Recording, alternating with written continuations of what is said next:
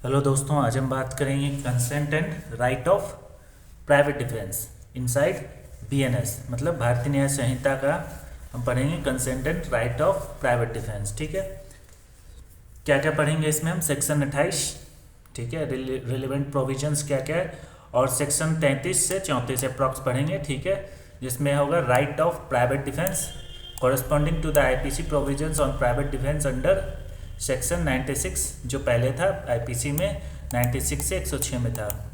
Now जो BNS में हम पढ़ेंगे 34 से 44 और section 28 consent known to be given under the fear और मिसकंसेप्शन। ठीक है, स्टार्ट करते हैं। The BNS 2023 recognises that every harmful act is not necessarily and offence. ठीक है, सभी हार्मफुल एक्ट जो है हर समय जो है ऑफेंस नहीं होगा। कब कब वो चीज़ें हम देखेंगे। ठीक है, certain acts become lawful when they are done with valid consent और they are done in exercise of the right of private defence. ठीक है, मतलब प्राइवेट डिफेंस में हो सकता है किया हुआ कुछ हर्ट सामने वाला को, ठीक है, वो जरूरी नहीं है कि वो ऑफेंस कहलाए, जरूरी नहीं है, मतलब हमेशा श्योर नहीं है, लेकिन वो कोर्ट डिसाइड करेगा। ठीक है, मतलब वैलिड कंसेंट हो। ठीक है, और दूसरा कि जो है कि जो कब, जब आप प्राइवेट डिफेंस में अपना किसी को मार रहे हो या फिर चोट पहुंचा रहे हो। ठीक है, लॉ बैलेंसेज क्या? Individual liberty, personal autonomy, protection of life, protection of property, public order.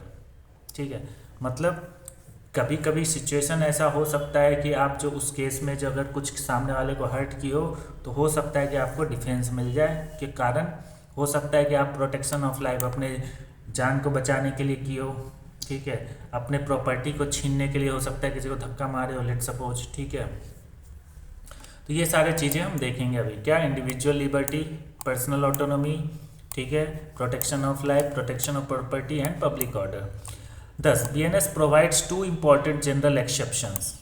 ठीक है, दो जनरल एक्सेप्शन प्रोवाइड किया। पहला है कंसेंट, दूसरा है राइट ऑफ प्राइवेट डिफेंस। ठीक है, आते हैं कंसेंट पे। Meaning of consent: consent means a voluntarily, free, intelligent and conscious agreement by person to permit another person to do a particular act.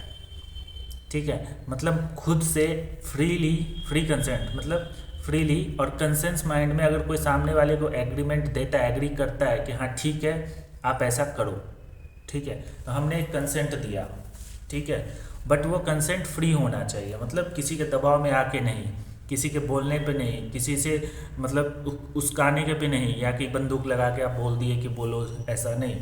मतलब वॉलेंटरली, खुद से फ्री होना चाहिए। इंटेलिजेंट मतलब खुद से सोच के, ठीक है, और कंसेंस एग्रीमेंट, ठीक है, सोच समझ के कि हम सामने हो सकता है कि उससे हमको रिस्क हो, फिर भी हम एग्री हो रहे हैं। ठीक है, तो ये सब कुछ देखा जाता है। ठीक है, तो वही चीज़ है कि अगर हम किसी को कंसेंट देते हैं फ्रीली, ठीक है, और कंसेंस माइंड में वॉलेंटरली देते हैं, ठीक है, तो वो कंसेंट होगा। ठीक है, consent removes criminal liability in many situations because voluntary non fit injuria.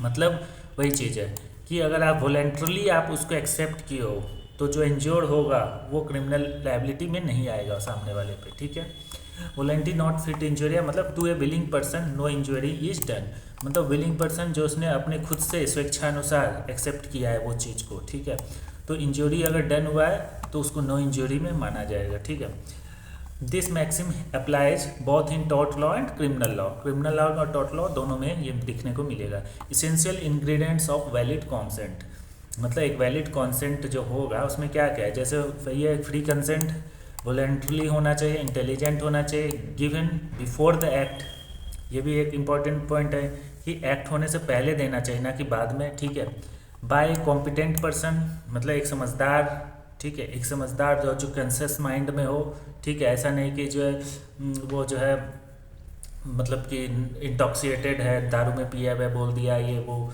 ठीक है, मतलब कॉम्पिटेंट होना चाहिए। ठीक है, अब आते हैं based upon the true facts. ठीक है, if any of the these are missing the consent become invalid. ठीक है, अगर फ्री वॉलेंटरली इसमें से कुछ भी चीज़ अगर मिसिंग होगा तो उसको जो है फ्री कंसेंट मतलब नहीं माना, मतलब फ्री कंसेंट नहीं माना जाएगा, उसको कंसेंट ही नहीं माना जाएगा। ठीक है, a patient science consent for surgery after understanding the disease, the risk and the treatment तो ठीक है, एक पेशेंट को पहले साइन कराया जाता है सर्जरी से पहले, तो उनको एक ये भी उसमें लिखा होता है कि हो सकता है आप मर भी सकते हो सकता है कि और जो है रोग सही ना हो, ठीक है, ट्रीटमेंट में कुछ जो भी है कि ये ट्रीटमेंट होगा, ये सब चीज़ आपको पहले बताया जाता है, देन उसके बाद सर्जरी स्टार्ट किया जाता है। तो यहाँ पे आपने वॉलेंटरली एक्सेप्ट किया है, उसके बाद अगर कुछ होता है तो आप ये क्लेम नहीं कर सकते हो कि हमें जो है वो मिले, ठीक है, या सामने वाले को पनिशमेंट मिले या हमें कंपनसेशन मिले, ठीक है, ये वैलिड कंसेंट हुआ, ठीक है। Another example, a person voluntarily joining A boxing match, ठीक है, can not later complaint about the ordinary injuries suffer during the match. अब एक बॉक्सिंग मैच में गए और बोलोगे कि पंच मार के मुंह तोड़ दिया, तो थोड़ी ना होगा, क्योंकि आपने साइन किया होगा, ठीक है।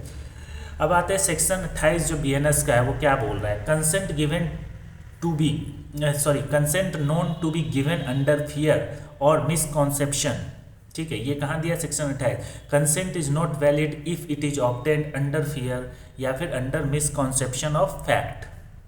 समझ रहे हो, मतलब किसी डरा धमका के अगर किसी से कंसेंट हामी भरवा लिए, ठीक है, या फिर मिसकंसेप्शन ऑफ फैक्ट है, मतलब आपको सच्चाई पता नहीं है फिर भी आप कंसेंट दे दिए, ठीक है, उसलिए द एक्यूज्ड न्यू और had reason to believe that such consent was obtained because of fear और मिसकंसेप्शन, ठीक है, मतलब आपको सब कुछ क्लियर पता है, ऐसा नहीं कि उसमें झूठ बोला गया या उसको छुपाया हुआ या कुछ भी, जो फैक्ट है वो फैक्ट